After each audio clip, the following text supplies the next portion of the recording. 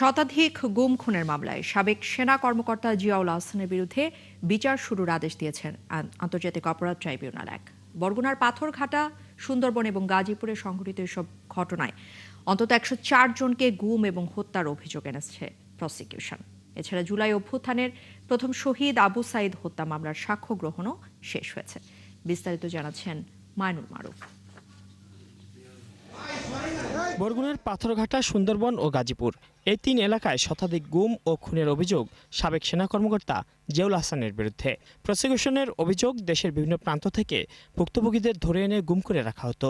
পরে কখনো বলেশ্বর নদীতে গুলি করে হত্যা করে মরদেহ ডুবিয়ে দেওয়া হতো, আবার কখনো দস্যু নাটক সাজিয়ে হত্যাকাণ্ড আড়াল করা হতো।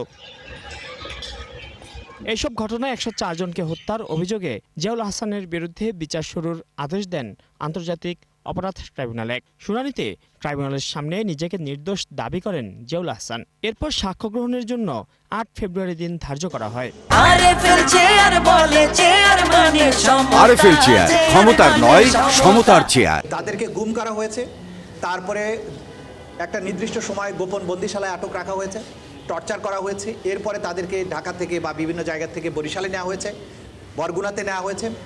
তাদের চোখ পা হাত বেঁধে ট্রলারে উঠানো হয়েছে।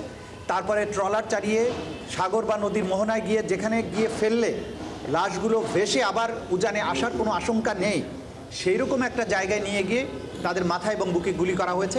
এদিকে জিয়াউল আহসানের আইনজীবী বলেন, আসামির বিরুদ্ধে আনা সব অভিযোগই মিথ্যা ও ভিত্তিহীন। এটা কোনো সিস্টেমেটিক ওয়াইড স্প্রেড কিছুই না।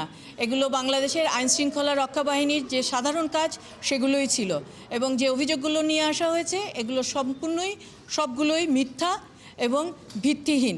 একই দিনে আন্তর্জাতিক অপরাধ ট্রাইব্যুনাল ১ টিএফআই সেলের গুমের মামলায় অভিযুক্ত সেনা কর্মকর্তাদের আইনজীবীদের টিএফআই সেল পরিদর্শনের অনুমতি দেন। প্লেস অফ অকারেন্স সেইটা আমরা ভিজিট করার অনুমতি চেয়েছি, সেটা অনুমতি আমাদেরকে মাননীয় ট্রাইব্যুনাল দিয়েছে। টিএফআই সেল ভিজিট করার জন্য সেখানে আসামি পক্ষের আইনজীবীরা সেটা ভিজিট করতে চান, এই আবেদনটি মঞ্জুর করা হয়েছে। তবে শর্ত দেওয়া হয়েছে যে প্রসিকিউশনকে জানিয়ে সেখানে যেতে হবে, প্রসিকিউশন চাইলে সেখানে উপস্থিত থাকতে পারবে। অন্যদিকে আন্তর্জাতিক অপরাধ ট্রাইব্যুনাল ২-এ আশুলিয়ায় ৬ মরদেহ পোড়ানো সহ ৭ জন হত্যার মামলায় শুরু হয়েছে প্রথম দিনের যুক্তিতর্ক উপস্থাপন।